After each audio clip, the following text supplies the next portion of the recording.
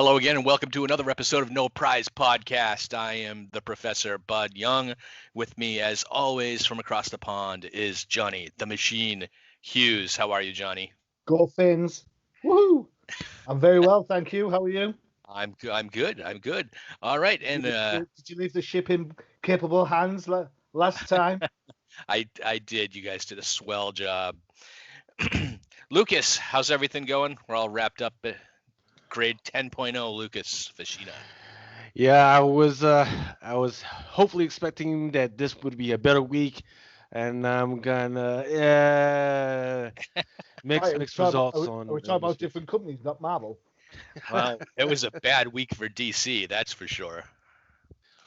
Well, as long as you're not working for them and you're just a fan, you're all right. So, well, I mean, let's get right in there and let's talk about what happened at DC. So the DC, what they're calling the DC bloodbath, I guess, where the parent company AT&T has just kind of totally decimated several divisions in DC and let go almost all of their top executives. Yep. Bob Harris, Bobby Chase, who any Marvel fan would recognize those names, but Jim Lee still with the company, but not the publisher anymore. DC Collectibles totally wiped out. Everybody let go. Johnny, you're the DC guy. I want to hear from you, but then I want to talk about, can this happen to Marvel? Well, But first, but well, we let talk me about ask you Right now. questions in order then. So, for me, um, I guess it's a big thing, but it's not to be unexpected. I think COVID. I'm not using COVID as a blame tool in any shape, way, or form, but I think COVID has shown how fragile the comic book industry is. And when you've got a company like DC who relies on not just one, but two third parties in distributors and comic book shops to get their product out to you and me, I think if you were running a business, if you could get it out cheaper through digital, would you do that? And or would you let two different companies control your destiny? I think it's business. It's your business, not your friends. It was inevitable. There's a rash of cancellations coming down the pipe, but people don't read too much into that. Some of these are books that were due to be cancelled in the first place. Hellblazer hasn't been cancelled; it just the extension hasn't been picked up on it. Batman, the Grave storyline, it was a 12-issue miniseries. The issue 12's coming out, so well done. Could it happen to Marvel? I think Marvel's in a better place than DC because of Marvel Universe. Marvel Universe has got all their back issue stock on digital straight away. It's accessible around the world, which DC, not Universe, wasn't. And I think the fact that new stuff appears digitally on Marvel Universe 6 months after the newsstand gives the direct market some leeway and some growth. But sooner or later, that's going to get knocked on the head because I got to, if you can do, there's only two ways businesses make money. And I said this on the recent Definitive Crusade special about this subject. There's two ways that companies make money. There's one, they jack up the prices, which Marvel do, because like $4.99 for a 22-page comic book. Come on, Marvel. Empire's not that great. And then the other thing is to reduce costs. Now, go digital reduces costs. Reduced cost equals more profit. Makes sense. So, Fred, this isn't your granddad's comic book company anymore, man. This is the way of the world. Digital's happening. Well, that's music, one of the movies. So one of the things I do like about the Marvel Unlimited app is, I think, the ability for a publisher to make money off of the old stuff that they don't make money off of anymore, right? Yeah. I mean, I know I have my Marvel Unlimited so that I can go through and read back issues and without having to go up my attic and pull out the copies. And I don't have everything Marvel has ever published. Marvel Unlimited has a lot more stuff online than I own. And it gives me the opportunity to actually read some stuff that I never got around to reading. And if I could do that for $10 a month, and I could tell you, I read a lot more than two or three comic books a month on that. So I'm already getting better than cover price than from current books. So I do agree with you there. But I think the Marvel Cinematic Universe is a lot stronger than the DC universe on film. Correct? I mean, I guess it we depends. we can argue on that. It but- depends how many times you want to watch the same film with the same characters. Well, know? like, can we say Disney has more faith in the power of the MCU than maybe perhaps AT&T does in their ability to put out some killer Batman or Superman movies? I think Yes, yeah. I mean, that's true. But no, you got the thing with DC right now is that they have been pushing a lot of their stuff out to other channels like Hulu, like CW, and a big thing that's happening right now that people kind of made a big huss about it, but they don't understand how big that is the switch from I forget what her name is, from Ruby Rose to the name of that African American lady who's now going to take up the mantle as Batwoman. You got to understand how big that is, because once you start opening up that character as an African American, there's a lot of underground characters in that Batman universe that you can now open it up to that are kind of new, or actually really new. So, for instance, the Duke Thomas character, he's African American. You can open that up. You can absolutely join her and the other characters, especially the fact that she's bisexual. You can open up. There's all types of other stuff that's happening inside the Batman universe that just her alone can now open up that whole universe when it comes to CW, Hulu, and I forget the name of the other channels that they're opening up on. So I mean, and I think that we've even had this discussion before on the ability of now these companies and being able to debut characters that are going to have a backing on film rather than on paper, right, in the comic book universe. And so then what do they need the comic books for at the end of the day, right? If they can do a successful transition to this new character in Batwoman, what's to stop them from debuting new characters in a new movie that people are going to get behind, as opposed to having to go out and hunt for a first appearance? Exactly. You're absolutely right. And when it comes to first appearances, there's no other writer out there that has had a better record of putting it on paper and having it show up in a movie or a cartoon than Brian Michael Bendis, right? And they just stole that dude just 2 years ago. I don't think people understand, and I'm sorry, I know this is a Marvel show, right? But this is the first appearance of Naomi, which was one of his first characters that he brought over to DC. People love her. I mean, it's like triple what it's came out as like a $20 to $30 book. People love this character. They just want more signs that they're going to be doing something with that actual character right now. In fact, I would argue, just to interject a little bit, I would argue that Jeff Johns has more television success than Brian Michael Bendis. Jeff Johns, right, who brought the Justice Society to Smallville, who brought the Flash to CW, works on Stargirl. I agree with you. All these are all like comic book characters that have transitioned over to TV. I agree. Bendis is big. I mean, Jessica Jones, Miles Morales. Both of these are like huge characters that have kind of crossed that media chasm, as it were. But I just think consistently Jeff Johns probably has it over. Well, Johns, especially as Bendis' book at DC's just been cancelled. Right. Jeff Johns is a unique cat, because he came from the movies to the comics and then back to the movies. So he came from Hollywood to do his thing in DC, and then now he's back in Hollywood. Lucas, you were going to jump in. No.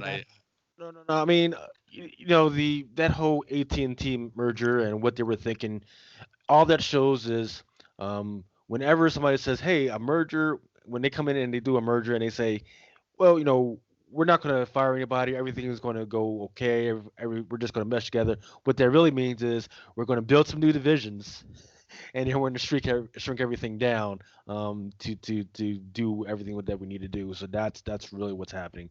They didn't fire anybody. They just created new divisions. Yeah, they just created new divisions, and then they just had overages. It's just when you think about, just think about just regular business, not even like show business or comic books or anything like that. The a company buys or merges with another one, the first thing they do is they've got two lots of HR, two lots of IT support, right? If you look at the AT&T merger, you've got DC Universe and you've got HBO Max.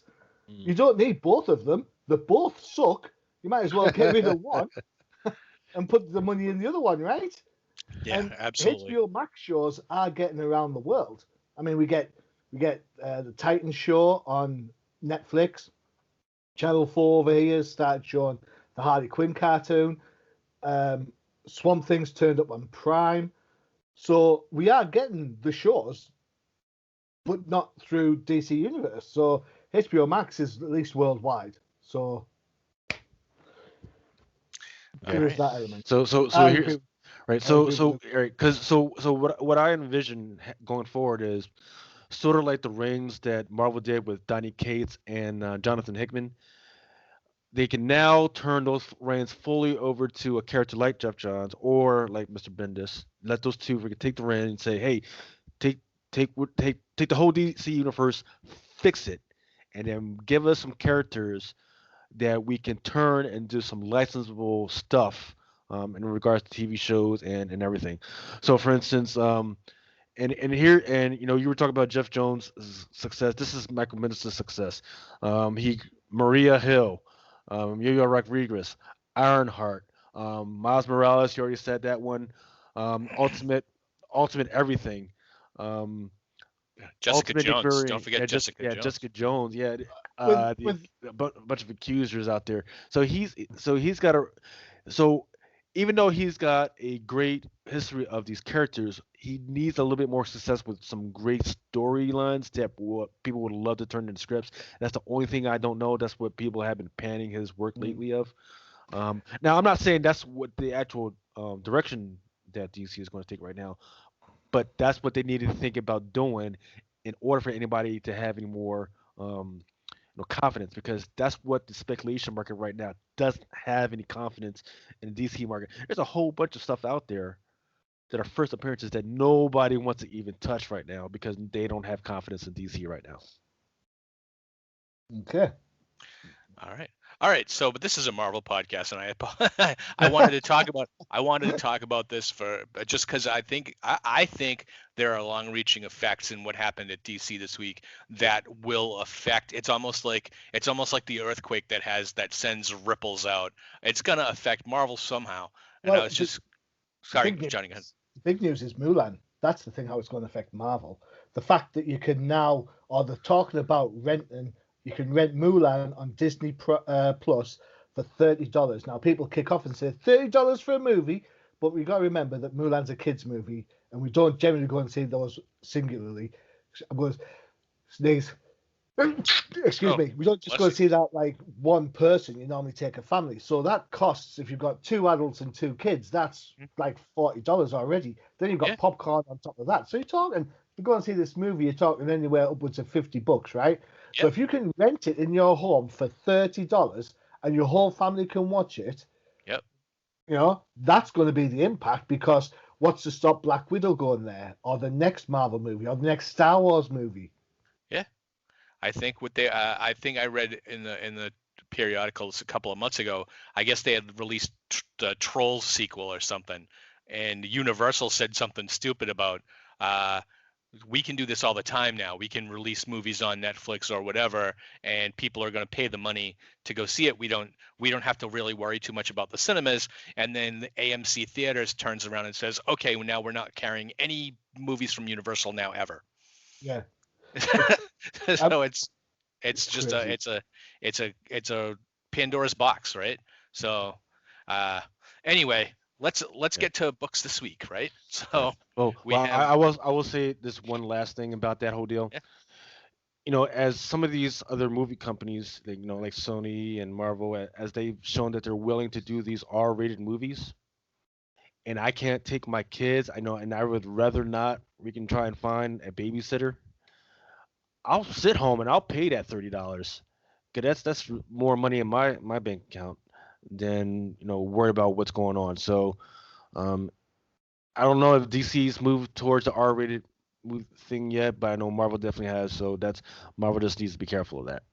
I mean, DC needs to be careful of that. So So yeah, what do we got on the first? Let's talk about Venom, because Okay. so I mean, Lucas, you take it away. You're the Venom guy. He is coming. The King in Black is coming. That's what's been happening for the last 4 to 5 months. Everybody's been talking about Null is coming. He's going to destroy us all. He's going to kill us all. His avatars have been wreaking havoc and everything. Um, Eddie Brock has found out that he had a son. Now there's been stuff going on with the son. So the son, he and the son, they went over to the Maker to figure out what was going on. Um, and to understand where his powers are coming from, just and how far-reaching, how powerful are the powers.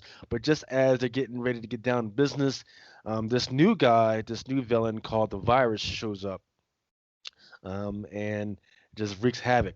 Now the bad thing about it is starts to wreak havoc just as the portal that the Maker had turned on was, because at the time the Maker, he was actually looking to figure out where these symbiotes came from. So he wreaks havoc, and then what actually ends up happening is Eddie Brock and his son Dylan are transported to this other alternate universe.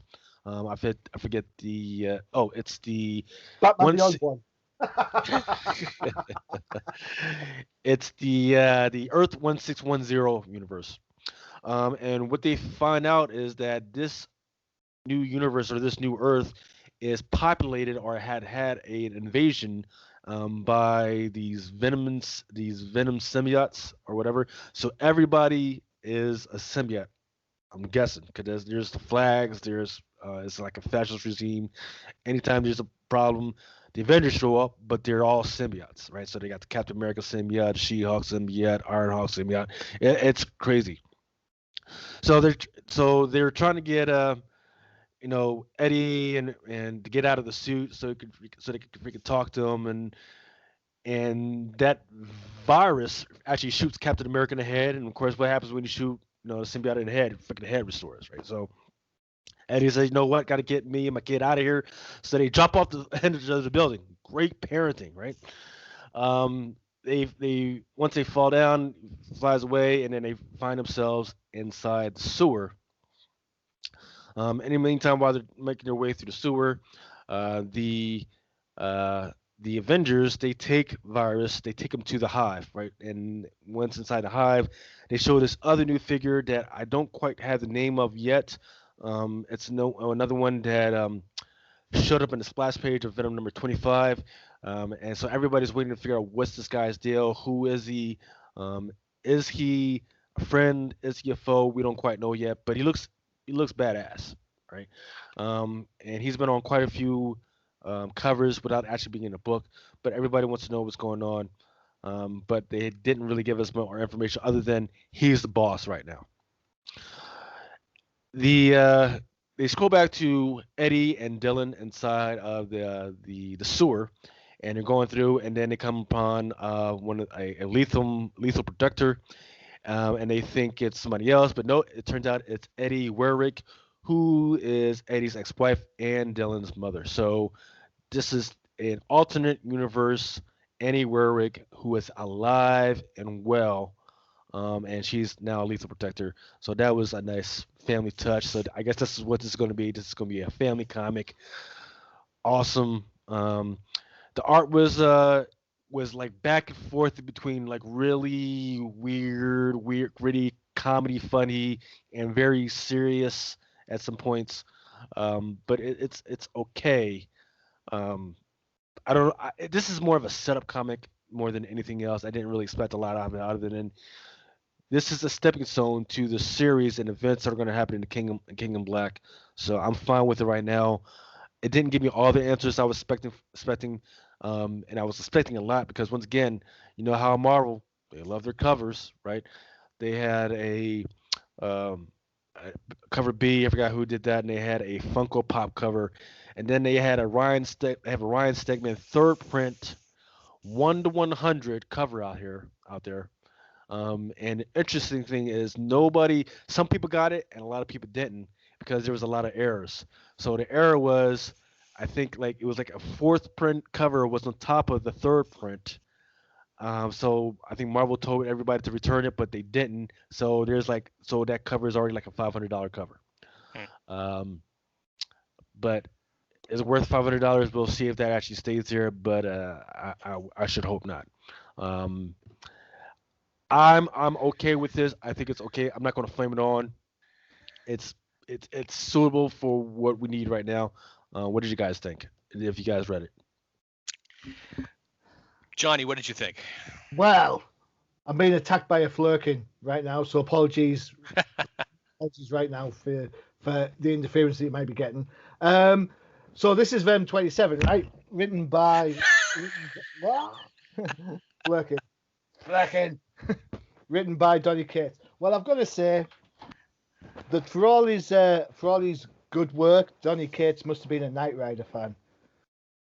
Because do you remember the Knight Rider TV show? I do. It was a case of like, especially towards the latter part of the seasons, you'd end up with Kit at the start of the show getting something new that he could do. It's like, oh, look, I've got a new EMP pulse, Michael. And you'd know sooner or later that the EMP pulse would get used later in the show. Now, this is exactly what's happened to the symbiont. It now can fly. It can do this. It can breathe underwater. It can do all this crap that I didn't know it could do. And yet, all the things it has to do later in the book. So, Knight Rider, David Hasselhoff, Michael Knight, Kit, your storytelling elements still prevail today, mate. Well done. You made a great impact on everyone. I know I kind of interjected a little bit and shouted Batman Beyond universe, but that's what this book feels like. It feels like Batman Beyond. And if I want to read Batman Beyond, I'll go and read the DC version, because you know what? It's got Batman in it, and it's a really good book. It's been good for a while. I agree with you. The art's cluttered. It's a little bit chaotic at times. I don't understand the whole, the symbiont can swear, but it doesn't really swear, because it says that it's got the little hashtags and @ signs and all the usual things for swearing. So really it can't swear. So it's like the literal joke is lost visually. So it's like, come on, if you're going to try and be clever, actually pull through on the punchline. Don't just fluff it. Don't fluff the landing. I'm looking forward to this this whole Venom symbiont storyline the same way I was looking forward to Empire. It's something that I'm going to have to suffer, because you know what, you know my feelings on Venom. I'm not a huge symbiont fan. So for me, this book was a take it down Yancey Street and give it a clobber, like I'm going to do with my flirking in a minute. So, Johnny, you think that this looks like Batman Beyond? I kind of think it looks like Marvel 2099. So, well, yeah, it's kind of the same. This, to me, Donny Cates has been dancing around this Null character for a lot longer than 5 months, and it comes to the point that eventually you gotta put up or shut up and debut this guy, right? And have this. I know we have a big crossover coming, but I'm kind of getting sick of all these hints to this character, or these introducing of sub characters, and how literally everybody is a Venom now. Or that's the way that you can go if you need something to do with your story. Oh, he's got a symbiote now, or you're right, like maybe he can fly now, or he can do something else. Is the symbiont Spider-Man's version of the Iron Man armor? Yeah, right. It is. And the one thing that the big MacGuffin at the end there is to have the Flash Thompson Agent Venom character that turned out to be Annie Wiring. I've never known a Venom to make a woman character look like a big bulky man. So I don't know what the swerve was there. But yeah, it seems to me like everybody talks about Donny Cates being really, really good, and like, but then I read Venom, and then I read, but then like, I mean, Cosmic Ghost Rider, and it's just like, I don't see it. I really don't. Maybe he's just not my cup of tea, Yeah. and that's possible. But right. It's because Donny Cates is a comic speculator's wet dream, right? He will make he can make a 50-cent back bin nasty molded comic book worth $100 within with one comic.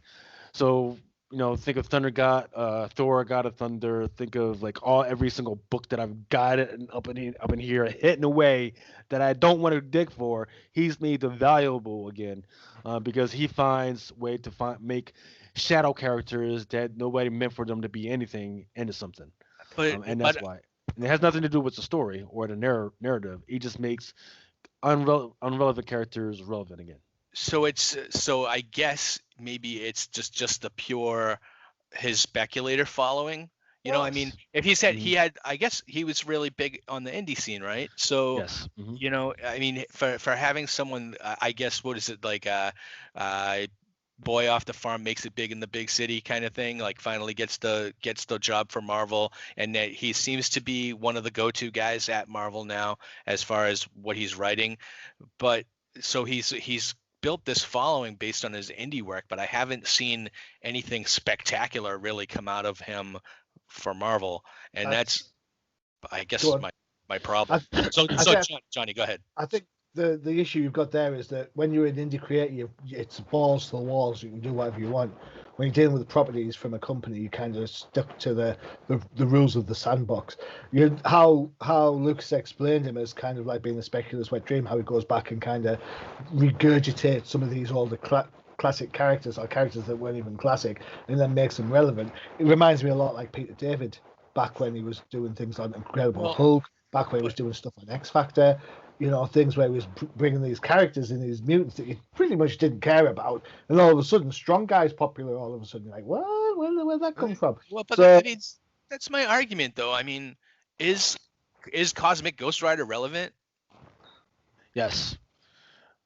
Is he relevant to the Marvel universe? Yeah. Slowly but surely, right? He's got all types of fillers going on, and he's a new character. He's a cool new character. We're not really sure what to think of him yet, but it's definitely he was supposed to be an upgrade on the on the Deadpool character, which people didn't like. So they're like, oh, okay, they're updating Deadpool, and then it turned out to be Frank Castle from The Punisher. um, so what made it interesting is that his first appearance, that 1 to 50, that's a $500 to $800 freaking book, 9.8. So All that was right. easy money. This is Once again, I that was saw. easy money. I guess So I guess it's this is probably just a sign of comics passing me by. I guess I you know I- this new stuff, and trust me, I get this from my son all the time that I just don't know what's cool. Um, and I used to think myself as 20 years ahead of time because I was a nerd back in the 80s, and then all of a sudden I was king shit. you know, because I knew everything about Marvel Cinematic Universe and was able to explain it to people.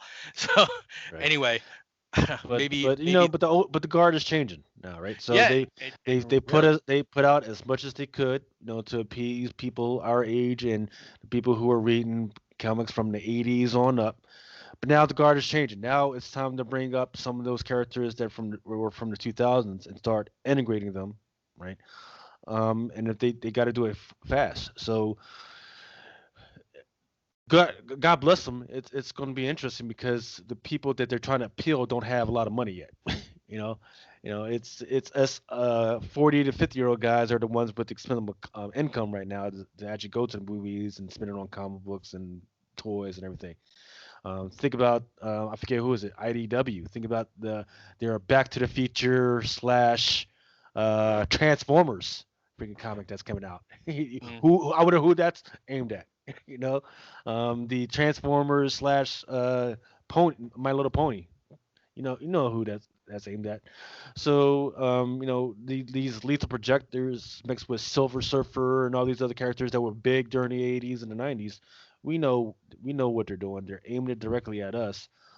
They just got to be a little bit more patient and make sure it makes sense because the stuff that I liked when it was a kid, now I'm looking at it with an adult eye, and they've got to make a lot more sense. All right. Maybe it is, and I really kind of think it is maybe kind of passing me by, and my tastes have changed over time too. So, I do like the nostalgia part, but I do, Mhm. I do like to see my comic books with a little more Common sense. substance, really. So, all right. So I'm not gonna clobber. It's not Venom. going to get any better for these other It's books. So gonna. Venom is a bit of a stretch because I mean, I don't think it was a clobber. I think it served its purpose, like you said, Lucas. I think it's a part two of a whatever. So, you know, it's it's kind of a filler time between the beginning and the end of it. It's not really a lot going on. All right, so let's jump into another part two. We'll jump into Amazing Spider-Man: Sins Rising, part two. This is number 46, legacy numbering number 847. So we're closing steadily on Amazing Spider-Man number 900, which is, I guess, impressive. The first thing I think is impressive is I love the cover from the Casanovas, and bringing up the old Lethal Legion, who we haven't seen in how many decades? We haven't seen. How long has it been since we've seen Grey Gargoyle, Whirlwind, and Living Laser in a book? was it 30, 40 years? It's Well, I mean, they've been in other books, but them as their first appearance, it's been like 30 or 40 years, 30 to yeah. 40 years. So yeah. It's been a long time. So this book is more of like I want to say that the train had left the station in the first issue, and now it's kind of barreling down almost out of control, where the story has moved very, very quickly. This is a really quick read. There's not really a lot of like I said, I want my books with more substance. There's not a lot of substance here, really.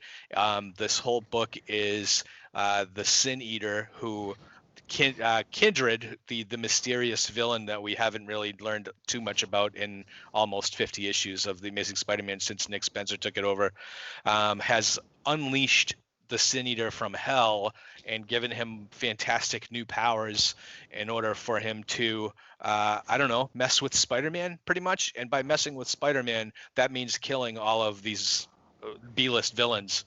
But not killing them, because now Sin Eater doesn't kill his victims. It looks like he kills them initially, but then they come back to life. But they come back to life without their penchant for evil. So imagine if you read Squadron Supreme 45 years ago when it came out. They had a behavior modification device that was turning villains into good guys. That's what Sin Eater's gun does. It just really he shoots the bad guy, and then when the bad guy wakes up, he's not evil anymore. He's like a pussycat. So the big twist here, because I can tell you right now, the only thing that really happens in the story is Sin Eater kills Count Nefario, Whirlwind, Grey Gargoyle, Living Laser. They all come back to life. They're put in Ravencroft, and now they're not evil anymore. And you have people. This whole book has put like an interview where Spider-Man and other characters are talking to what's her name? Carly. Yeah, they're talking to Carly, and she's trying to put together a report on this Sin Eater, and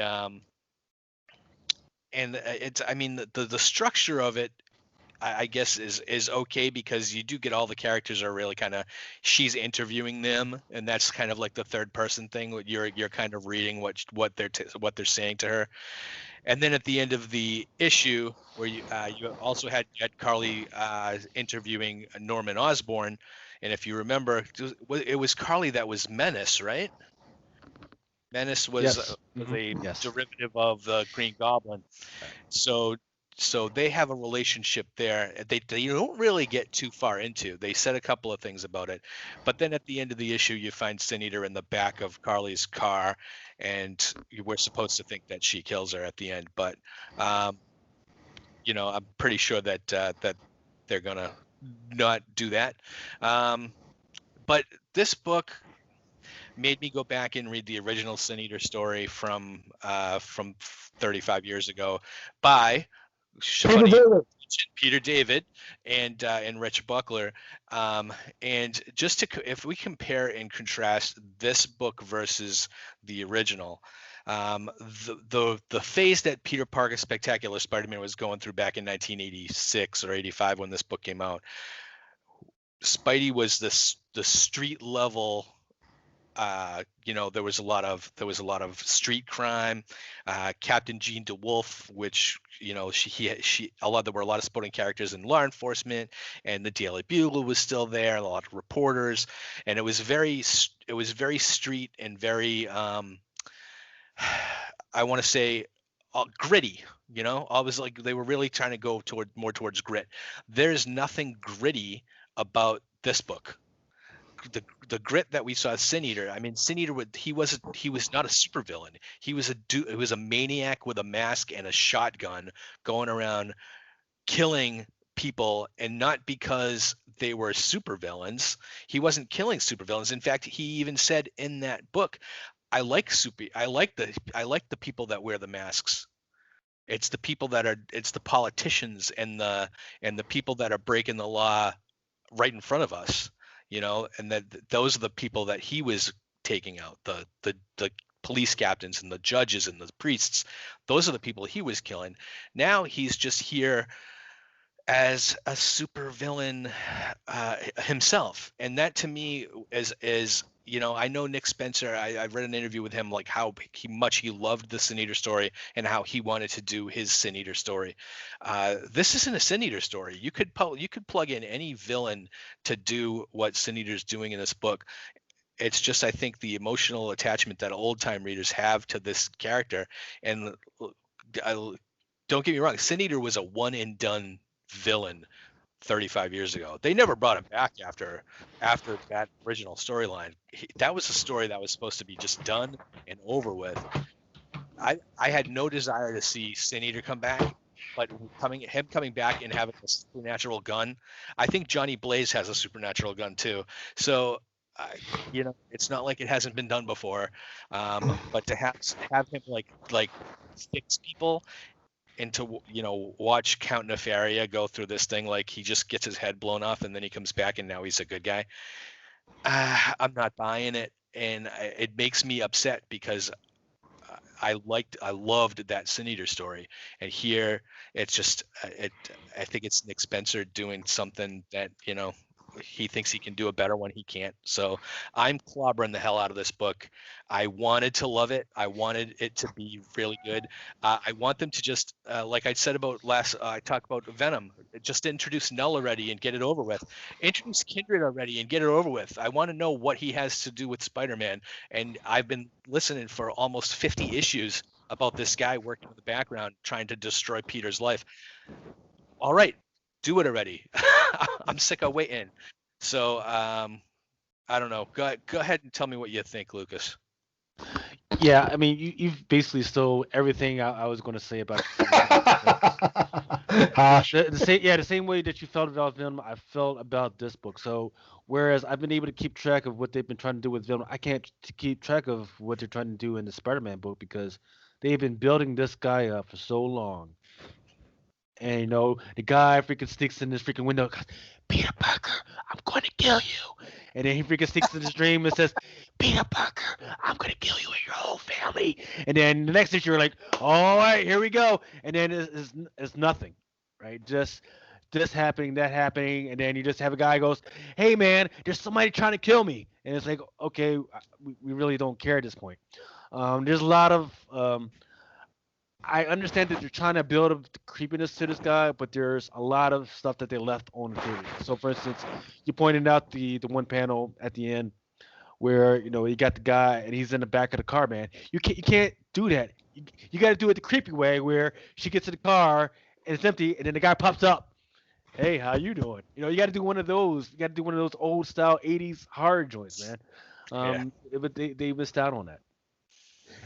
There's so much that's missing, such as the main villain from the story, that I don't understand where they're going for it. I don't even like the covers that came out. There was a one Boss Logic one for I forget whether it was supposed to be for this one or for the one from last week that just didn't come out, and they canceled the orders. Which is Spider-Man, and he's on the Statue of Liberty, and it's a really great cover. It just didn't come out. They just canceled it for some reason. I this whole thing of blowing the heads open and then they're good guys. I don't understand. I don't understand. Is there supposed to be some type of message from that? And then there's the whole thing about the people that were in the audience and they saw the whole thing happening and then they clapped and applauded. Was there supposed to be some type of message from that? I don't get what that whole thing is, because with the climate that's going on in this country right now, stick with one point of view, and trust me, ever since all that stuff was happening and when this issue came out, there's plenty of time to put that in there. Stick with one point of view, hammer it home for me, and then let's ride on. But I don't really understand what issue they're trying to get across on this, so I don't know. I'm with you, but let's get the villain in here. Let's get it in.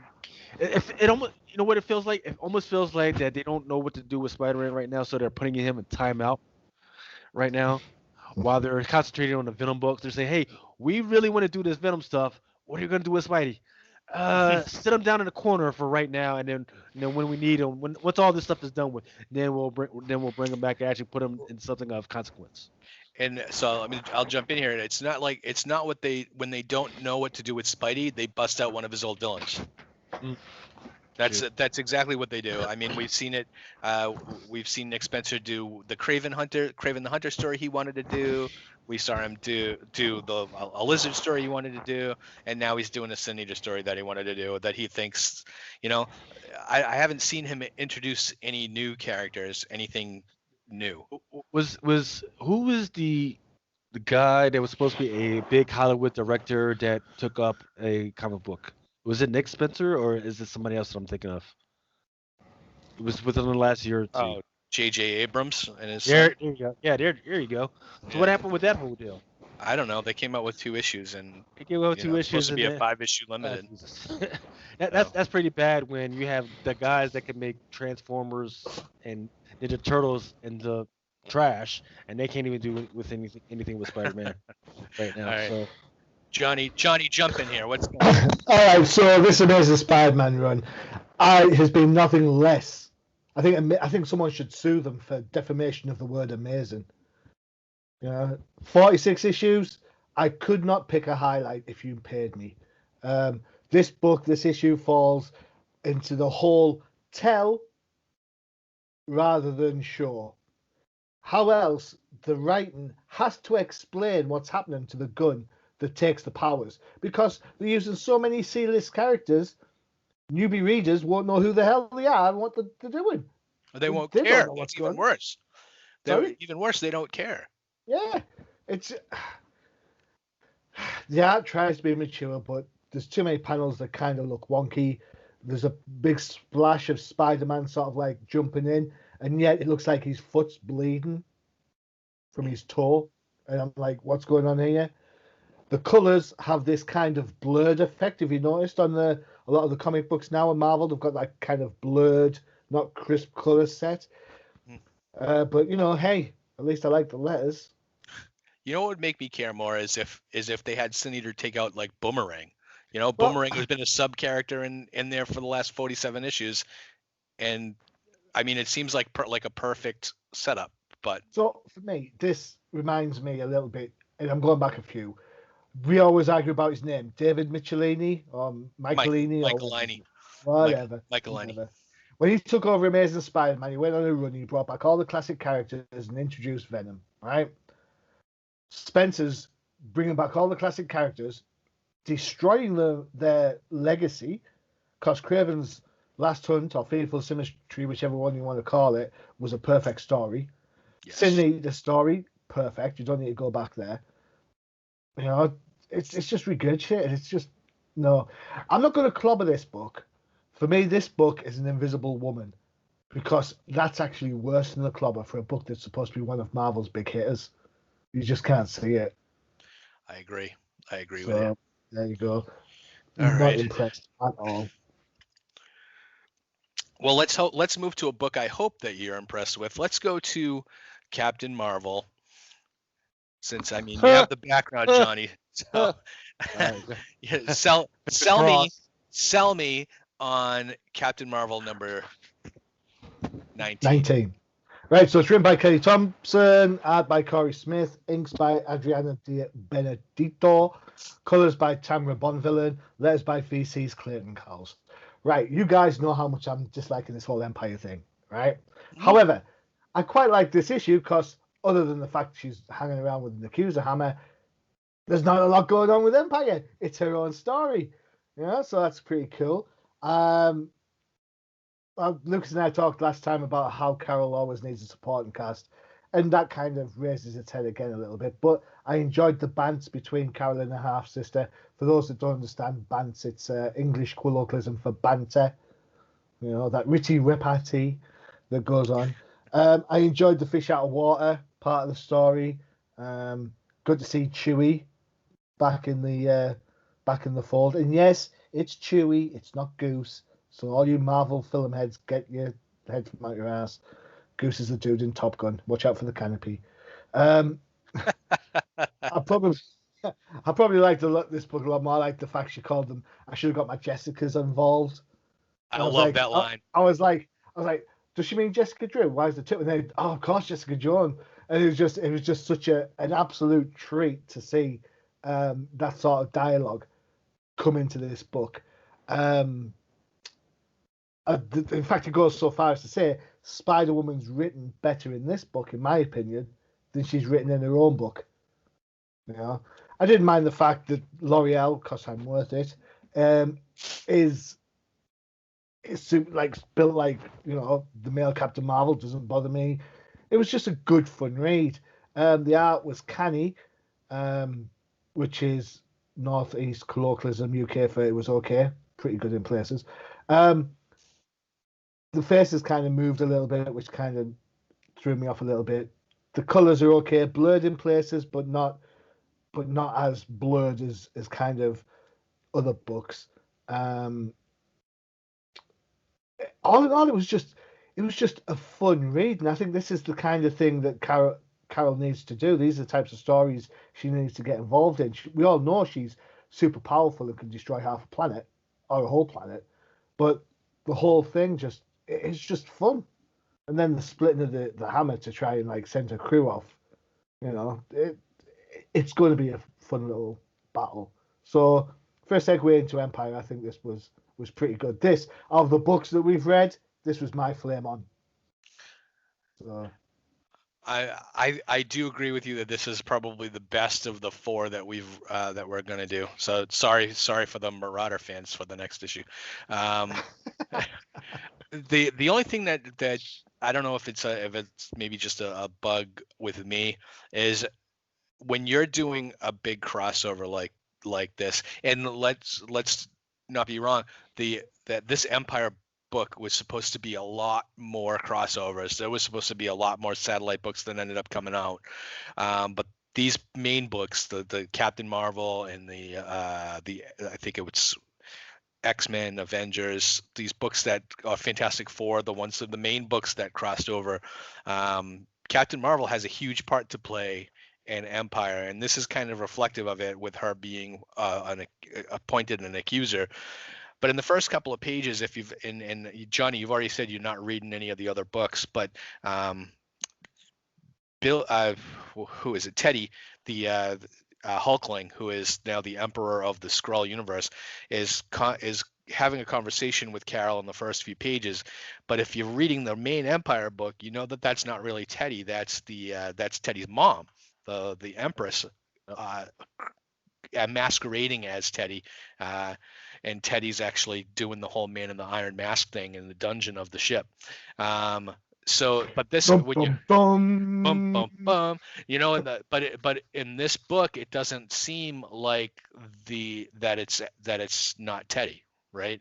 Like in other books, they kind of make him act a little more sinister, or he says something that makes you go, well, that doesn't sound like the way Teddy has been acting in the last few months. So I don't know if there's just kind of ignoring that fact. But if you read the last issue of Empire, Carol does find out that he's Teddy's not Teddy. So this book you have to read before you read Empire. So anybody that's really filling in reading Empire, you got to read Captain Marvel first, so you get the whole story. The half sister. I kind of like. I never, I don't like generally, I don't like when they have the surprise relative show up,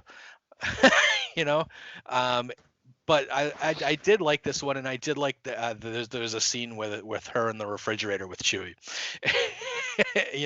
and that was kind of like, almost like fish out of water with her trying on Carol's clothes and just, flexing and ripping them all and stuff like that. I did enjoy that part of it, and I think that's where kind of Kelly Thompson's strength lies, is in the relationship part of the book, rather than maybe driving plot. So this book, I think, out of all the Empire crossovers, I think is the one with the most kind of, if you're invested in the characters, you're going to get the most out of it, as opposed to just reading how the characters are going to get from point A to point B.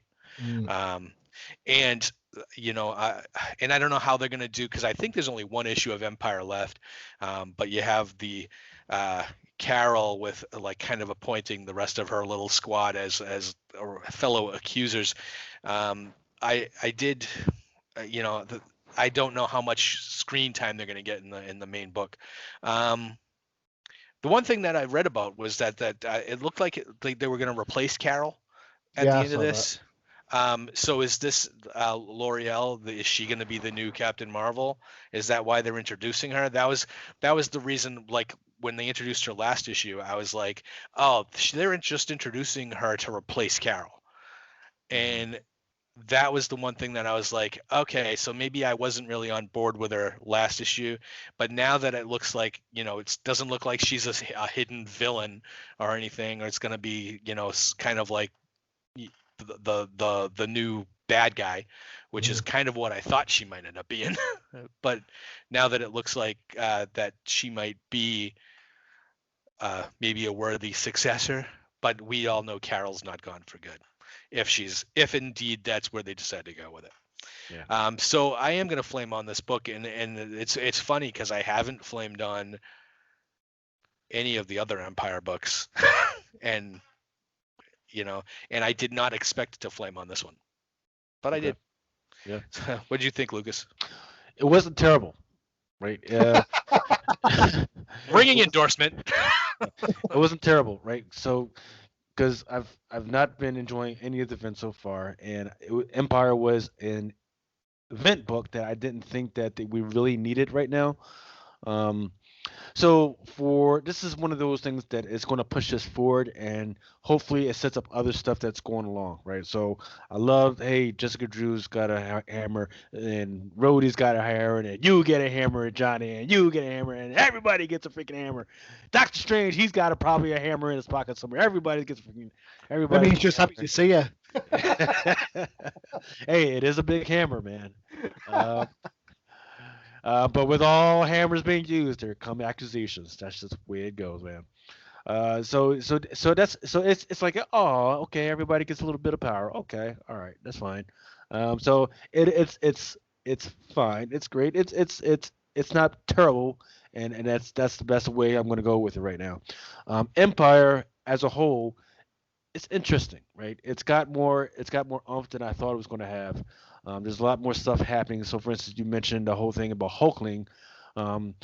He was actually locked up in the basement with the man in the iron mask freaking thing going on. We just don't know when, right? Was it before he sent the sword to Black Panther, or was it after?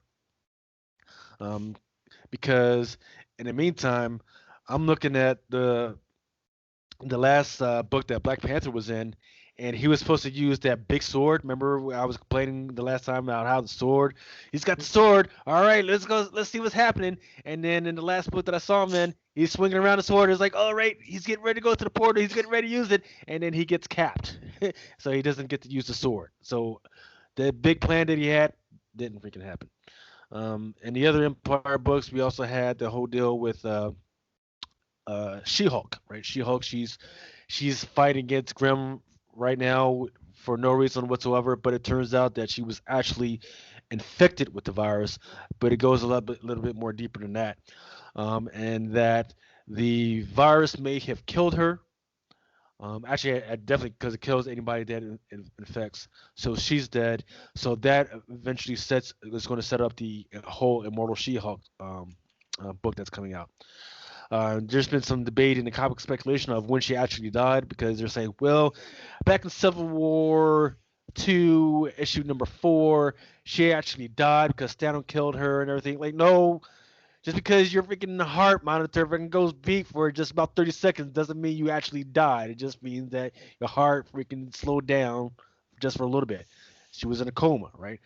Plus, in order for her to become immortal, like the Immortal Hulk is right now, you got to go through the green door and you got to meet against that one monster called the one below wall.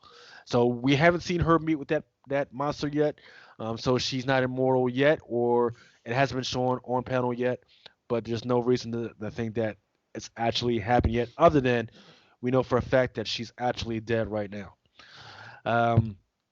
The whole Fantastic Four deal, with the two Franklin kids, they're rolling around with who are they rolling around? Do you guys remember off the top of your heads? The names of them, they're the little Kree kid and the little Skrull kid.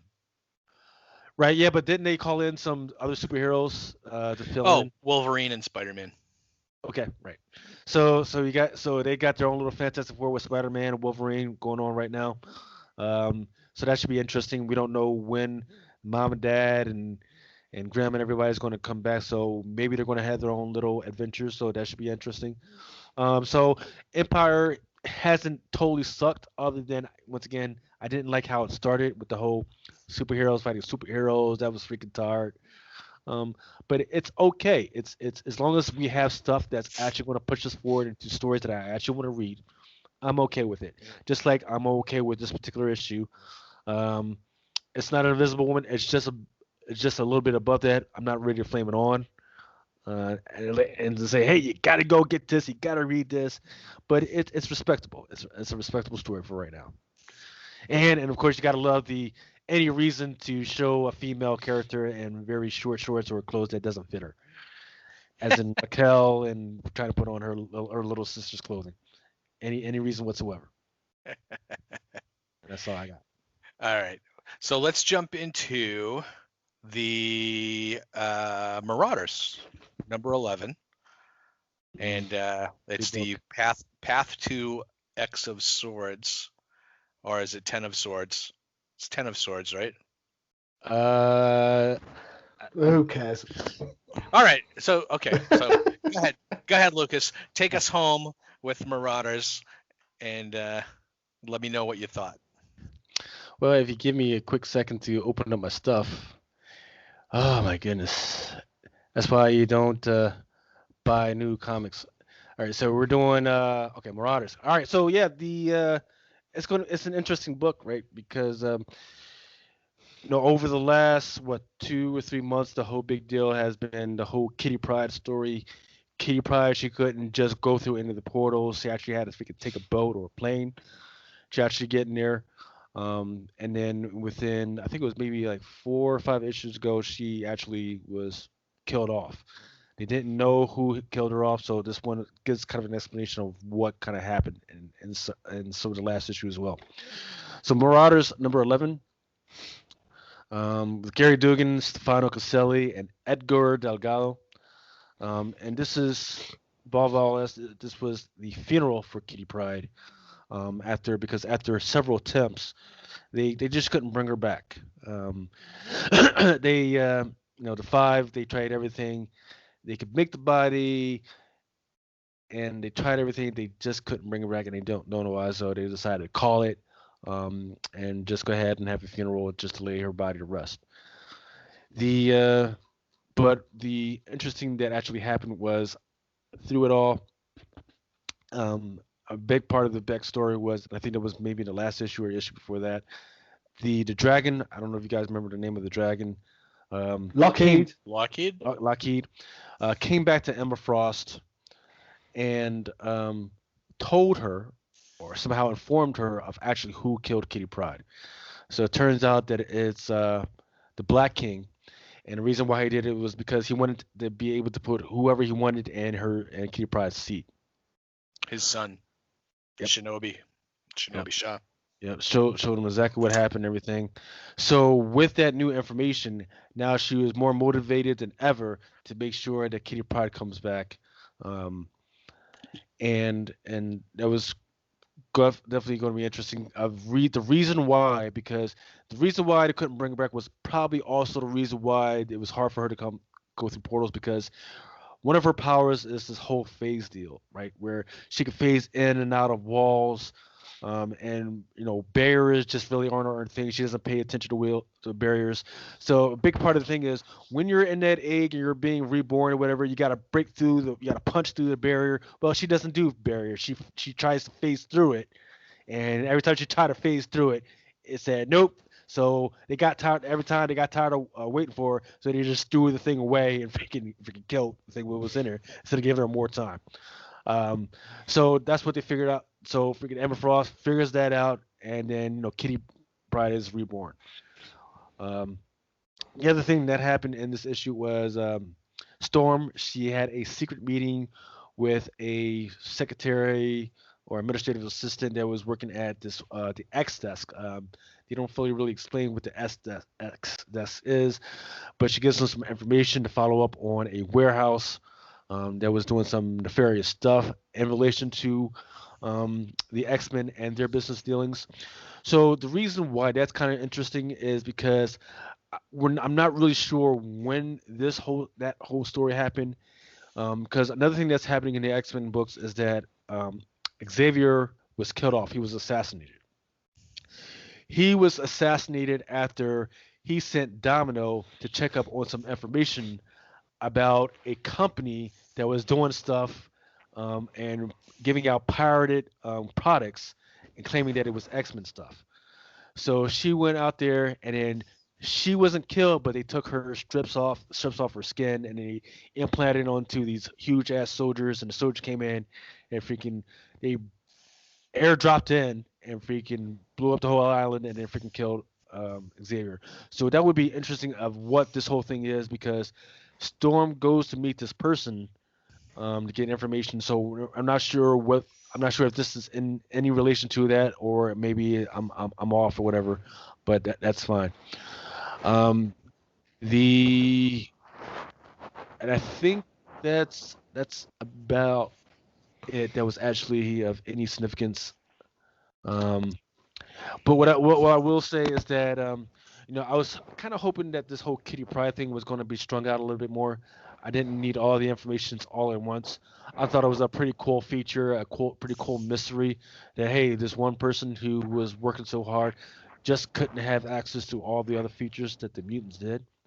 But they went ahead, freaking solved it, and then they not only did they solve it, they solved it on the same day that her funeral was. So I wish they could have had the funeral, and I would have been fine with that. But then, like, come on, wait at least 3, 4, 5 more issues till they actually figure out what's going on with that. So I didn't need that all in one issue.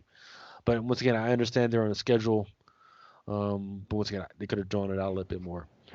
So I will flame on the contents of the book, just not on the mode and style that they end up doing it. What did you guys think? Well, I get confused almost with all these mutant books now. Now, the Kitty Pryde thing, I know she was killed off in the pages of Marauders, but I know in just about every other X book that's running around, she's been in them.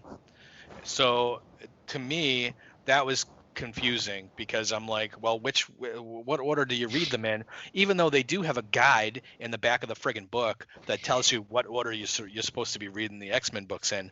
But in that case, if she was killed off a few months ago in Marauders, why was she appearing in other books? And to me, if you're gonna go out of your way and give me a guide for continuity, don't show her in the other books walking around fine. That's my big issue. The other issue is I'm kind of a little confused over the whole resurrection thing.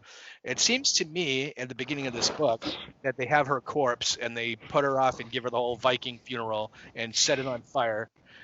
To me, that means there's no corpse anymore, right? Do they need a corpse in order to resurrect her, or it's because they have all of her genetic information on file, they could just clone her? So They can. They don't need the body because the if you look, cast your mind back to X-Force 1, when North Star sister's gone, her body's kind of like absolutely totally gone. Don't they just hatch them out of eggs? In fact, if you even go back to House series, when they blow up the space station, Yes. when they put the Sentinel heads, Yeah, of course. then they resurrect Cyclops, Wolverine, and Jean Grey again. That whole, and they didn't have the bodies then, so the eggs, they can form the bodies, and then Xavier plants. And that's why X-Force number 11 is actually interesting as well, because that deals with that whole deal where they bring back Xavier, but they also, the whole big deal is the thing within Cerebro, right? So the Cerebro helmet was destroyed and everything, but somebody actually, and Magneto had built a sword out of the remnants of the Cerebro sword. So that whole Russian thing that I was telling you guys about, the whole highest that assassinated, that whole thing was a distraction so they could get the sword and then get that sword and bring it back. So there's somebody running around with that sword that has the DNA plus the mental capacity of every freaking mutant, every freaking born on that thing. So it's gonna be interesting to see what they do with that sword going forward.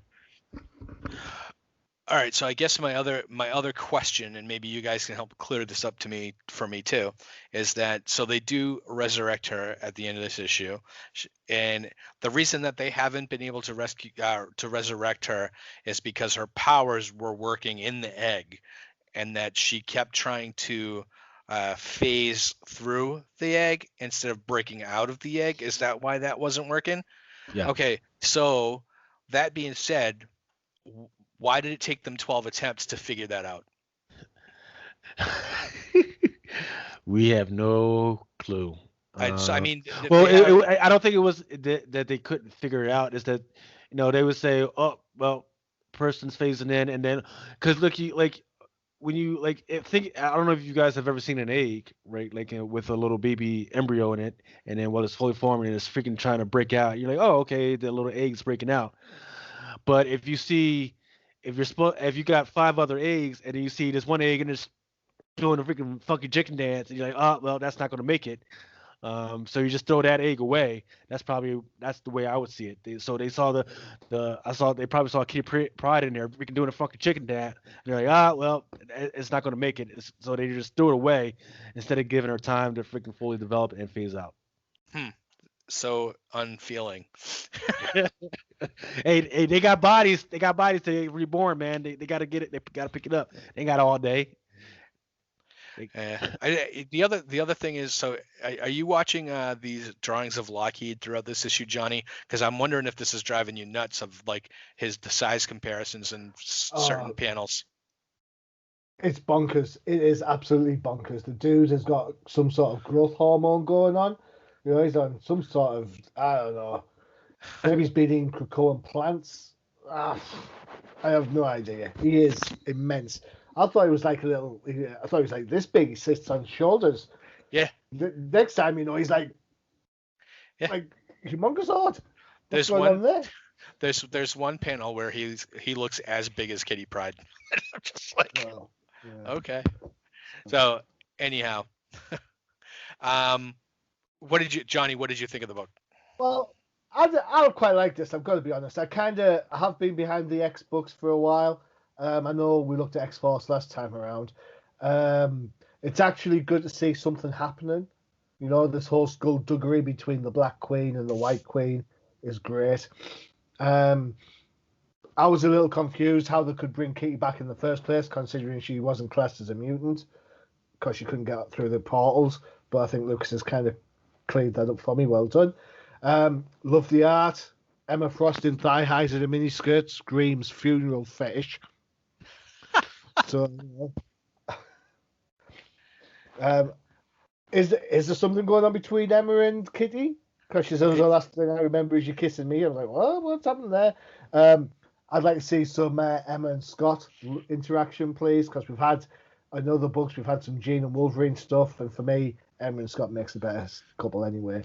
I thought it was a decent issue for a book that, to be honest, I didn't have much faith in. It's a Mr. Fantastic for me.